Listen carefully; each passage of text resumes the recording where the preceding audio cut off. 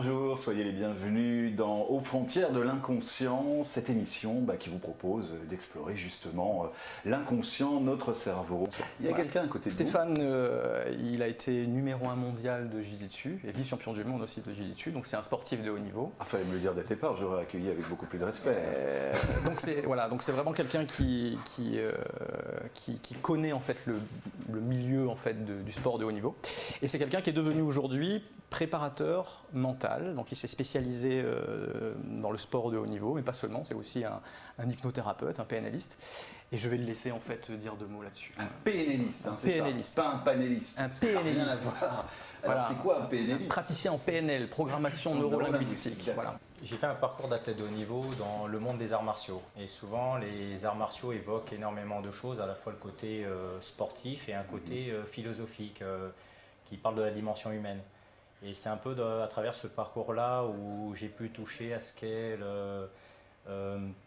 le dépassement de soi, que j'ai continué ce chemin en me spécialisant dans l'hypnothérapie, la sophrologie et la gestion mentale également des différentes choses que traversent les personnes qui peuvent s'adresser à moi. Alors de plus en plus, on entend parler de préparateurs mentaux, on dit au pluriel, d'accord, Oui. de préparateurs mentaux pour les sportifs de haut niveau. Alors qu'effectivement, on connaissait les préparateurs sportifs, ceux qui les coachent, qui leur font faire des exercices, du cardio, machin, pour qu'ils soient en forme physiquement.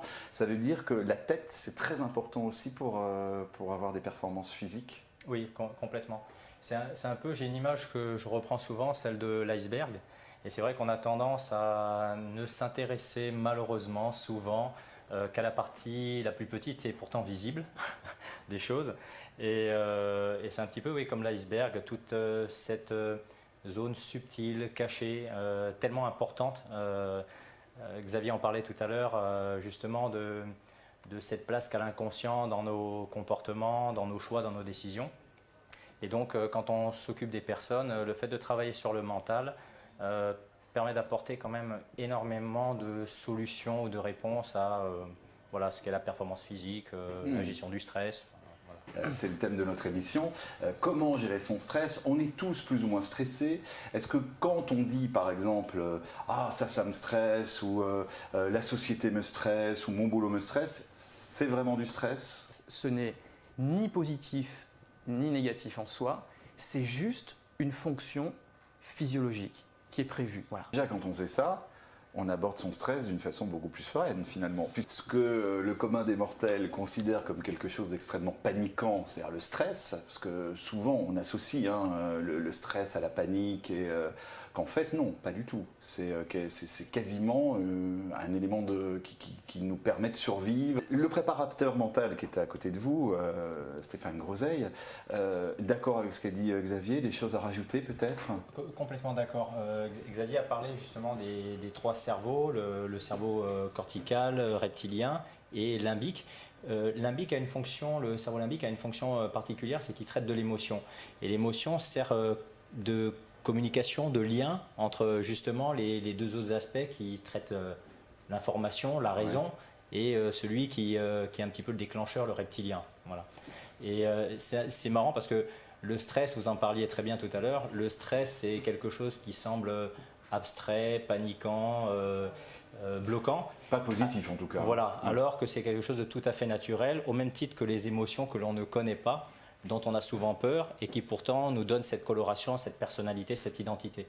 Voilà. Et il y a un lien intéressant avec ça, parce que le fait de se réconcilier avec soi et d'apprivoiser ces domaines de notre fonctionnement nous permettent du coup de pouvoir mieux réguler, mieux nous adapter, mieux comprendre aussi ce qui se passe à l'intérieur ou dans nos réactions. Voilà. Mais un sportif, puisque vous intéressez beaucoup, vous travaillez beaucoup avec des sportifs, il arrive à penser à la fois à la performance qu'il doit accomplir, puisque c'est principalement ce qu'on lui demande, ou alors j'ai rien compris au sport, et en même temps, il arrive à intégrer ce que vous lui dites, enfin, il arrive à gérer à la fois le mental et le physique.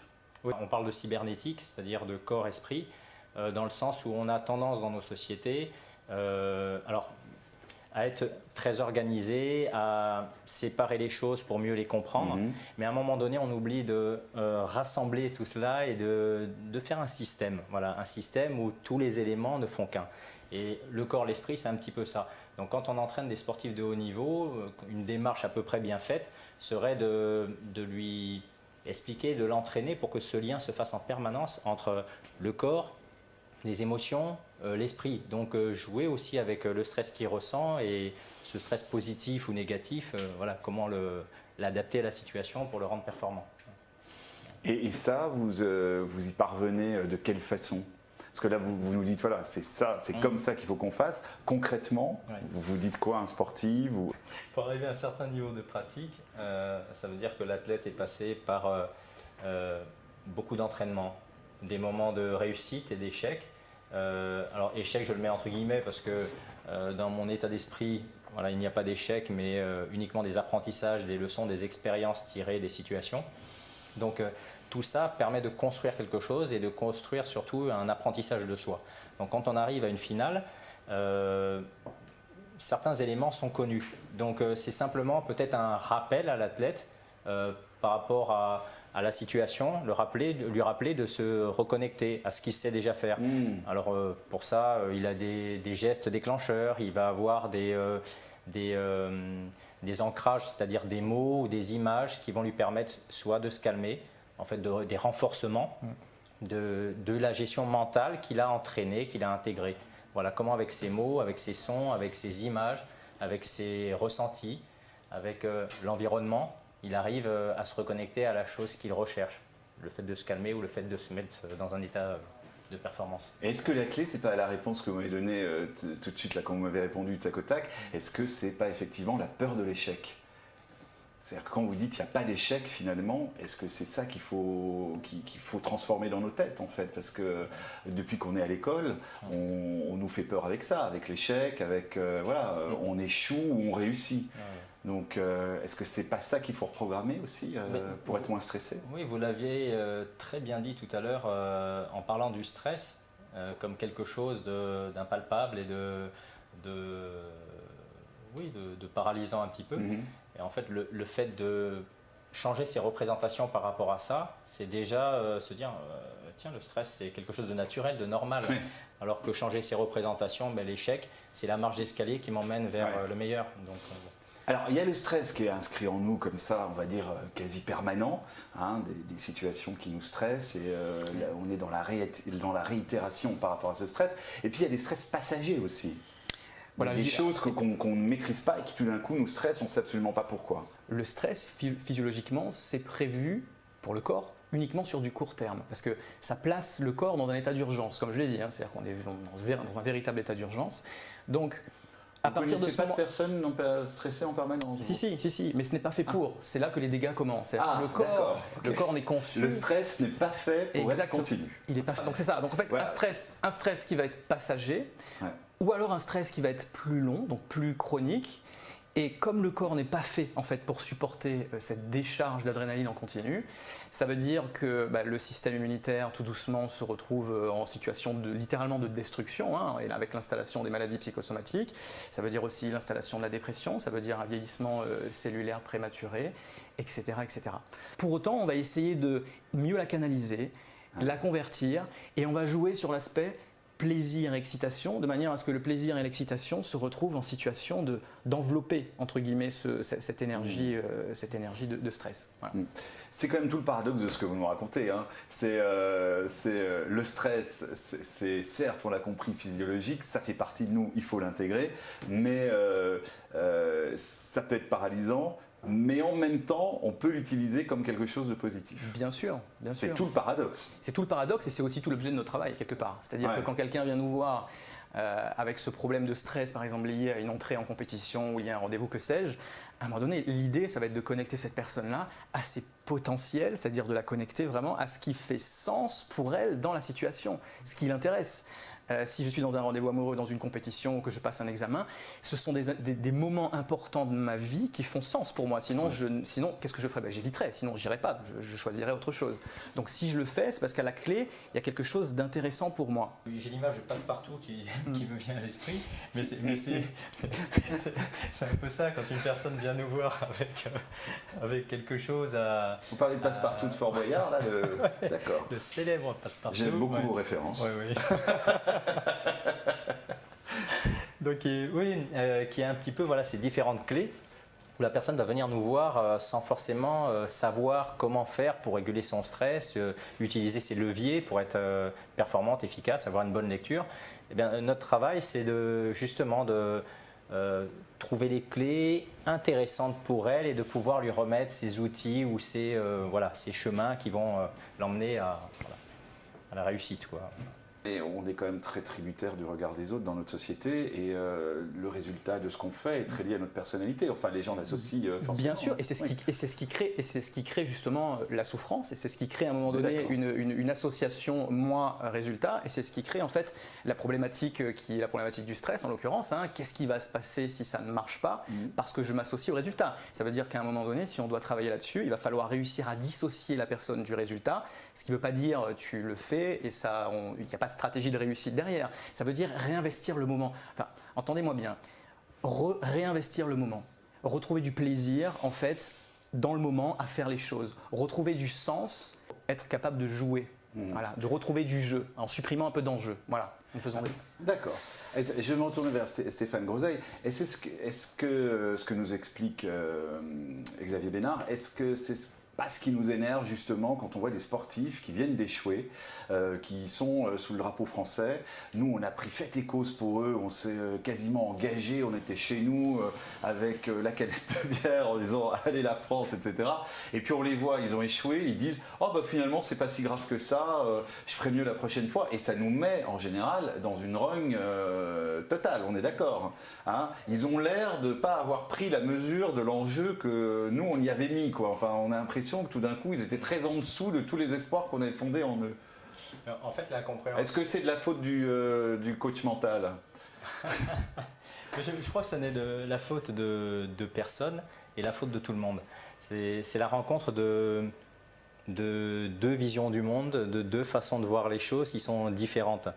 Et pour le sportif, c'est une manière aussi peut-être de se protéger de la dévalorisation. Ce que disait Xavier est important parce que par rapport au monde dans lequel on vit, où en fait notre personnalité est mêlée à nos résultats et où on est évalué sur ce que l'on fait, ce que l'on réussit ou pas, il est important pour que les personnes ne se perdent pas et ne perdent pas leur identité, qu'elles fassent bien la distinction entre le savoir-faire, le savoir-être et ce que je suis en termes d'identité. Et donc ce que je fais, quel que soit le résultat, n'est pas ce que je suis. Voilà. Et c'est là que Passepartout revient. Savoir passer par d'autres chemins, d'autres façons de voir les choses est particulièrement important pour rester connecté à l'identité que j'ai et pouvoir comme ça, tout au long de la vie, la transporter sans se dévaloriser. Si on avait globalement un conseil, vous en tant que coach mental, qu'on retienne des éléments basiques pour moins se stresser. On peut aller vous voir, bien sûr, mais si on n'y parvient pas soi-même. Mais qu'est-ce qui peut faire en sorte que dans sa vie, au quotidien, dans son travail, avec sa famille, qui peut être aussi un facteur de stress, j'imagine, nos proches peuvent être un facteur de stress. Qu'est-ce qui peut faire qu'on vive mieux ce stress? Même si on a bien compris que le paradoxe était aussi que le stress était nécessaire. Stéphane Groseille. Oui, le conseil que je donnerais, c'est... En venant nous voir ou dans la vie en général, c'est d'abord apprendre à s'écouter. La découverte de soi, c'est, je crois, l'un des secrets aussi de l'amélioration de soi. C'est repérer peut-être les stresseurs, ce qu'on ressent, les choses qui se déclenchent chez nous, qui font que, tiens, je vais passer dans un stress qui va me bloquer, ou repérer les éléments qui ont tendance pour pouvoir s'en éloigner, s'adapter, les anticiper. Voilà. Par rapport au stress de façon globale, je dirais être à l'écoute un petit peu de ce que l'on ressent et puis observer ce qui a tendance à déclencher chez nous du stress. D'accord. défavorable. C'est un peu plus en introspection avec soi-même, quoi. Enfin, se mieux se comprendre. Il y a une part, alors du coup je reviens à mon parcours, les arts martiaux, on parle souvent de yin-yang, de l'intérieur, l'extérieur, et il y a un peu de ça, c'est-à-dire être aussi bien à l'écoute de ce que l'on ressent à l'intérieur et à l'écoute de ce qui se passe autour de nous, c'est-à-dire cette interaction qu'il y a entre ce que je ressens et comment je réagis et ce que l'environnement autour de moi crée chez moi. Voilà. Donc, bon, c'est pour moi une clé voilà, d'amélioration. Bon, vous savez que cette émission elle est interactive et que nous sommes... alors, certes, on va essayer de se connecter avec nous-mêmes. Hein. Qui est avec nous? C'est Jérôme. C'est Jérôme. Très bien. Je ne ferai pas de blague là-dessus. Non, non, je ne ferai pas de blague.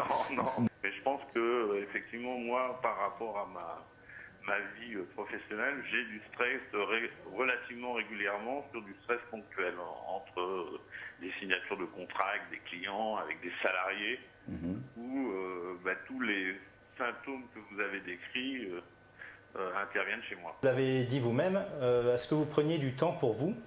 Et en fait, plus l'intensité d'une épreuve est élevée, plus la qualité de la récupération ou du temps pour vous doit prendre une place importante également. Donc il y a un équilibre comme ça à trouver entre les situations que vous rencontrez, ce que vous vivez à l'intérieur de vous, et peut-être les choix que vous faites pour récupérer, pour être à l'écoute de vous, pour prendre du plaisir. Voilà, un espèce d'équilibre comme ça à trouver pour mieux vous gérer au quotidien, quoi. Oui, je pense que c'est effectivement tout l'enjeu de la gestion du stress. Donc je suis assez content d'avoir eu cette conversation avec vous.